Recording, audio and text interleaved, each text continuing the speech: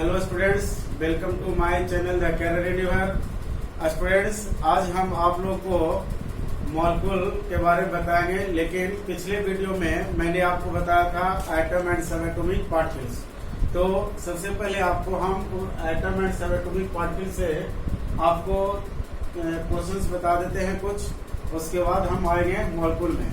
तो सबसे पहले हम लोग देखें, क्वेश्चन नंबर 1 में पूछ रहा है calculate the number of protons, neutrons and electrons in bromine, जिसका एटॉमिक नंबर 35 है और एटॉमिक मास 80 है।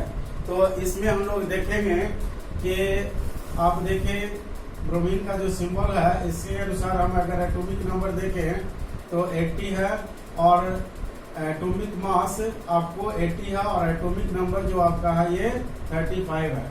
और आप जानते हैं कि we know that हम लोग जानते हैं कि Z इक्वल टू होता है P और P इक्वल टू E। तो इसलिए आप देख सकते हैं कि Z 35 है तो P आपको 35 होगा और E 35 होगा। अब हम लोग को पूछा जा रहा है न्यूट्रॉन, तो न्यूट्रॉन आपको निकालना होता है। तो न्यूट्रॉन इक्वल टू होता है atomic mass minus atomic number. तो एटॉमिक मास आप देख रहे हैं कि 80 है और इसमें एटॉमिक नंबर अगर हम 35 को घटा दें तो आपको ये आ जाएगा 45। दैट मीन्स यहाँ जो आपने देखा कि जो ब्रोमीन 35 और 80 वाले जो कंडीशन दिया हुआ है, इस कंडीशन में आपका जो न्यूट्रॉन प्रोटॉन पूछा जा रहा है तो ये आपको होगा 35, न्यूट्रॉन पूछा जा रहा है तो ये 45 और इलेक्ट्रॉन पूछा जा रहा है तो ये 35।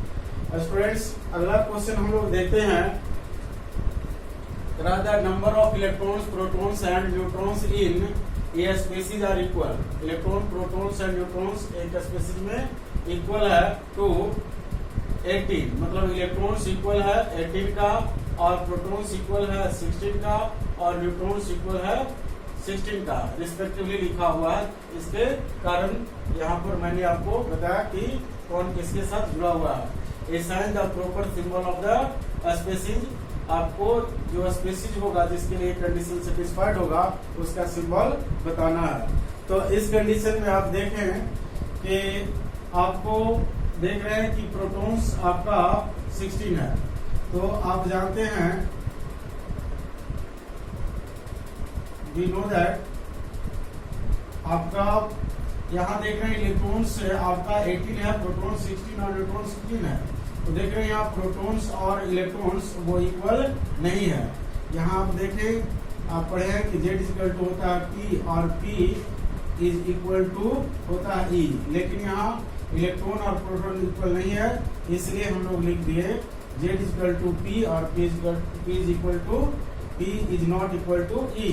तो इस कंडीशन में आप देखें जो Z है वो 16, तो P भी है 16 और ये नहीं है बराबर इलेक्ट्रॉन का, क्योंकि इलेक्ट्रॉन यहाँ है 18। अब देखिए, तो यहाँ से आपको रिजल्ट मिला कि Z इक्वल टू P है लेकिन P इक्वल टू E नहीं है।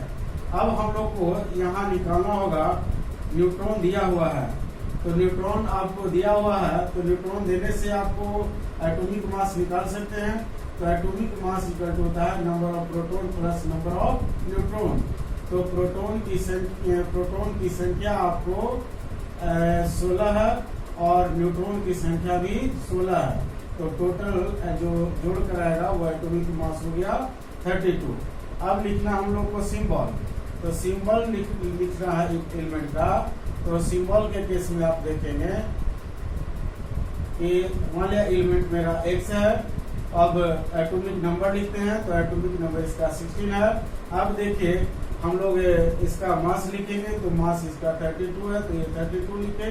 अब कह रहा है कि इलेक्ट्रॉन की संख्या 18 है, तो अगर न्यूट्रल रहता तो आपको यहाँ पर कोई चार्ज नहीं होता, लेकिन इलेक्ट्रॉन की संख्या 2 ज्यादा है इसलिए यहाँ पर 2 नेगेटिव चार्ज देंगे। दैट मीन्स ये आपका हो गया एलिमेंट सिंबल का। अगर हम इसको प्रॉपर वे में जाने तो ये आपको सल्फाइड आयन है, क्योंकि सल्फर का एटॉमिक नंबर होता है 16 और एटॉमिक मास 32। अब आपको देखना है calculate the number of electrons, protons and neutrons in calcium atom है, एल्युमिनियम आयन है, सल्फाइड आयन है और क्लोराइड आयन है। तो इसमें आप देखें इस तरह से आप कैलकुलेट करेंगे। तो मैं आपको सिंपली बता दूं कि इस केस के लिए Z equal to P equal to E होगा। तो Z यहाँ आपको 20 है, तो प्रोटॉन भी आपको 20 होगा और इलेक्ट्रॉन भी 20 होगा। और न्यूट्रॉन अगर निकालना हो तो A माइनस Z करते हैं, तो A इसका 40 है और Z आपका इसका 20 है, तो ये आपका 20 आएगा। इसी तरह से अगर हम एल्युमिनियम की बात करें तो ये चूंकि आयन है इसलिए इसमें Z इक्वल टू P होगा और P इक्वल टू E नहीं होगा।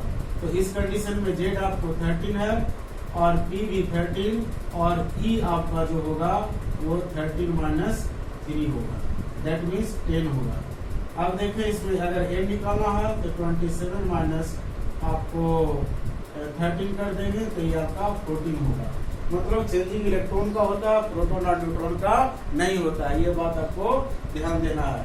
इलेक्ट्रॉन और प्रोटॉन के लॉस और गेन करने से ही एटम पर पॉजिटिव चार्ज या नेगेटिव चार्ज उत्पन्न होते हैं। नेक्स्ट हम लोग देखते हैं ये सल्फाइड आयन के लिए।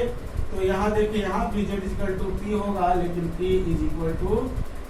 Is not equal to E होगा। तो इस कंडीशन में आप देखिए ये Z 16 है तो P भी 16 होगा, लेकिन E 16 प्लस 2 ये 18 होगा। और N अगर निकालना है तो 32 माइनस 16 कर देंगे, ये भी आपका आ जाएगा 16। अब देखें क्लोराइड आयन के केस में ये आयन है, इसलिए इस केस में भी Z इक्वल टू P होगा और P is not equal to E।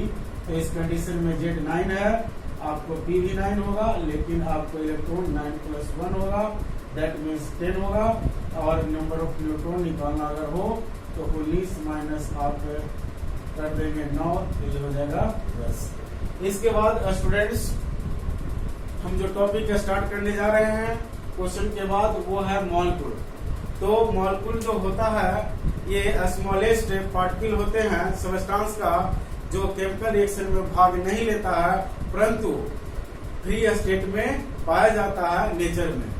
That means आप कह सकते हैं कि पदार्थ का वह सूक्ष्मतम रूप जो फ्री स्टेट में प्रकृति में पाया जाए लेकिन केमिकल रिएक्शन में पार्टिसिपेट नहीं करता हो। जैसे आप एग्जांपल देखें, hydrogen, oxygen, phosphorus, sulphur, ozone, nitrogen, helium, neon, NH3, these are the examples of molecules. अब देखें जनरली मॉलिक्यूल में 2 या 2 से अधिक एटम्स प्रेजेंट होते हैं, लेकिन यहाँ आप देख रहे हैं कि हीलियम का जो मॉलिक्यूल है इसमें एक ही एटम है, ये नियोन का जो मॉलिक्यूल है उसमें एक ही एटम है, और क्योंकि ये मोनो एटॉमिक मॉलिक्यूल है, मॉलिक्यूल ये जो है स्टेबल फॉर्म में है। अब हम लोग चले आते हैं टाइप्स ऑफ मॉलिक्यूल। तो स्टूडेंट्स मॉलिक्यूल को कई तरह से क्लासिफाइड किया जाता है, जिसमें सबसे पहले क्लासिफिकेशन मैं बता रहा हूँ on the basis of size, size के आधार पर। तो साइज के आधार पर मॉलिक्यूल्स 2 तरह के होते हैं, माइक्रो मॉलिक्यूल्स और मैक्रो मॉलिक्यूल्स।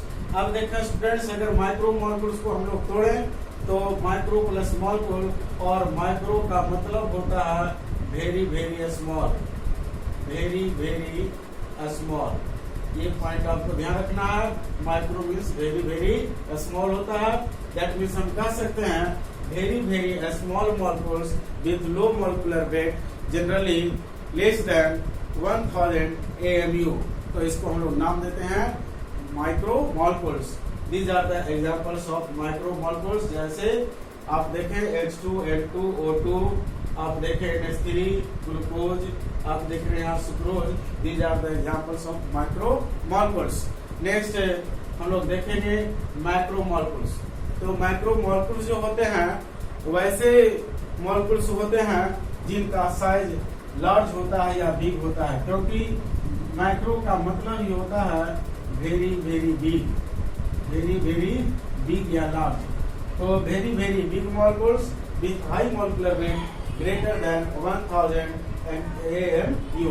अब यहाँ आप देखें पॉलीथीन, टेफ्लॉन, आपका PVC जिसको पॉलीविनाइल क्लोराइड कहते हैं, protein, starch, cellulose, these are the examples of macromolecules.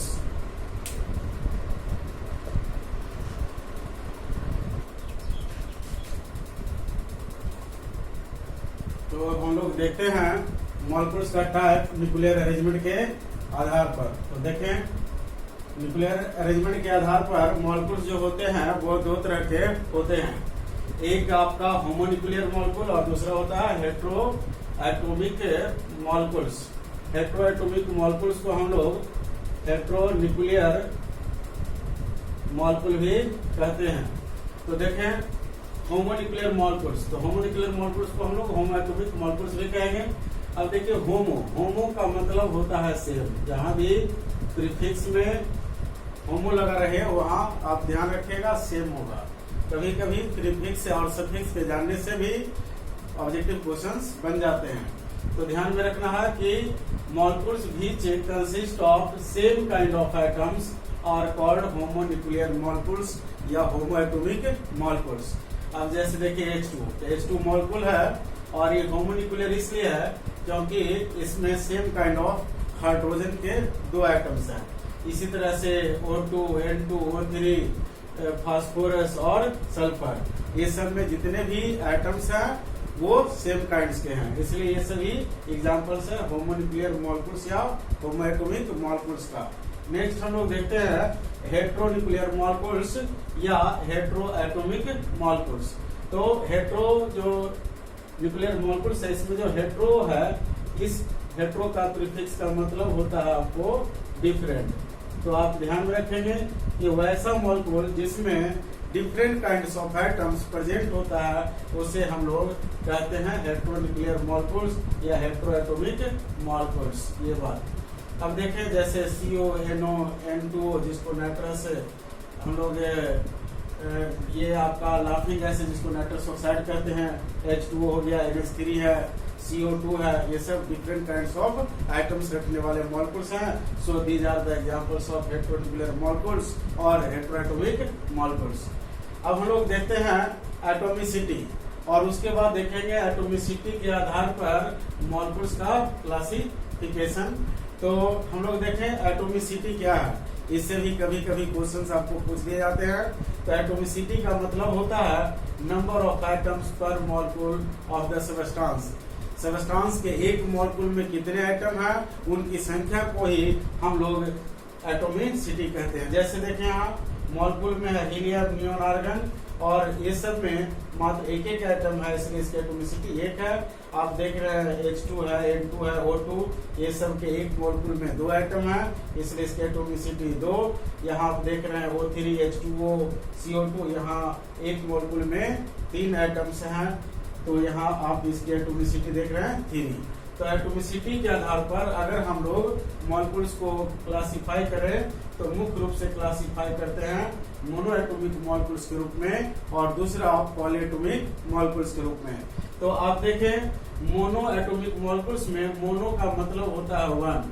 तो आपको ध्यान में रखना है कि वैसे मॉलिक्यूल्स जिसमें मात्र एक ही एटम्स प्रेजेंट हो तो उसको हम लोग नाम देंगे मोनो एटॉमिक मॉलिक्यूल्स। जैसे जितने भी इनर्ट गैस हैं वो सभी इनर्ट गैस आपको मोनो एटॉमिक मॉलिक्यूल्स के एग्जांपल्स होते हैं। जैसे आप देखिए helium, neon, argon, krypton, xenon and radon. इसको अगर आप याद रखना चाहें ट्रिक से तो इसको याद रखेंगे है ना, अगर, कर, जीरो, उसके बाद रन। ये आपका इसका ये जो हीलियम, नियोन, आर्गन, क्रिप्टन, जेनन और रेडॉन है उसको याद रखने का ट्रिक हो गया है। इस तरह से आप याद रख सकते हैं। अब देखिए पॉली एटॉमिक मॉलिक्यूल्स। तो पॉली एटॉमिक मॉलिक्यूल्स में जो पॉली शब्द है इसका मतलब होता है many.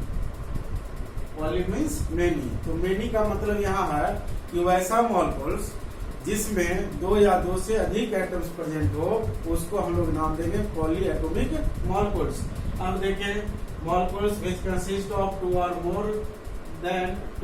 more than 2 atoms are called polyatomic molecules। अब देखिए polyatomic molecules जिसमें एटम की संख्या अगर 2 हो तो उसको नाम देंगे डायटोमिक मॉलिक्यूल्स, 3 हो तो ट्राइटोमिक मॉलिक्यूल्स, 4 हो तो टेट्राटोमिक मॉलिक्यूल्स, 5 हो तो पेंटाटोमिक मॉलिक्यूल्स, 6 होगा तो हेक्साएटॉमिक मॉलिक्यूल इस तरह से। तो हम लोग देखते हैं पॉलीएटॉमिक मॉलिक्यूल्स में डायएटॉमिक मॉलिक्यूल्स।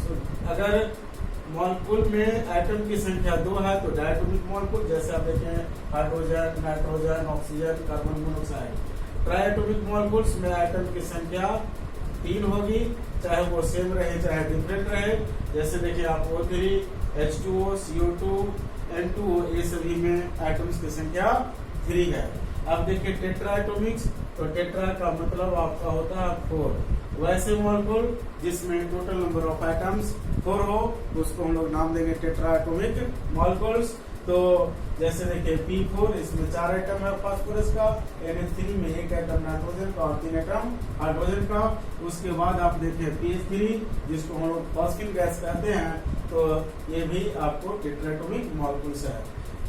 इसके बाद हम लोग देखते हैं पेंटाएटॉमिक मॉलिक्यूल्स, जिसमें मॉलिक्यूल वैसे मॉलिक्यूल जिसमें एटम की संख्या 5 हो तो उसको हम लोग नाम देते हैं पेंटाएटॉमिक मॉलिक्यूल्स। जैसे आप देखें CH4, CCl4, HNO3। अब HNO3 को नाम आप जानते हैं नाइट्रिक एसिड कहते हैं, ये आपका हो गया मीथेन। और CCl4 को कार्बन टेट्रा क्लोराइड कहते हैं, इसको दूसरा नाम भी हम लोग देते हैं पायरीन। अब देखें नेक्स्ट क्वेश्चन है कि आपका है the atomicity of sulphur molecule is. Sulphur molecule का एटॉमिसिटी क्या होगा, तो हम लोग को जानना होगा कि इसके मॉलिक्यूल्स किस तरह से सिंबलाइज करके लिखते हैं। तो सल्फर मॉलिक्यूल का सिंबल होता है Sn। तो देख रहे हैं कि सल्फर के एक मॉलिक्यूल में एटम की संख्या 8 है, इसलिए इसकी एटॉमिसिटी 8 होगी। तो स्टूडेंट्स बात आपको ध्यान में रखना है, मैंने यहाँ पर आपको मॉलिक्यूल्स के बारे में, उसके टाइप्स के बारे में डिस्कस किया। कुछ पिछले क्लास का जो क्वेश्चन था उसको मैंने डिस्कस किया एटम एंड सब एटॉमिक पार्टिकल्स से रिलेटेड। तो स्टूडेंट्स अगर आपको मेरा वीडियो अच्छा लगे तो जरूर आप मेरे चैनल द कैरियर रिडीमर को सब्सक्राइब करें, वीडियो को आप लाइक करें, दोस्तों में शेयर करें। इसी के साथ धन्यवाद, मिलते हैं फिर अगले वीडियो में।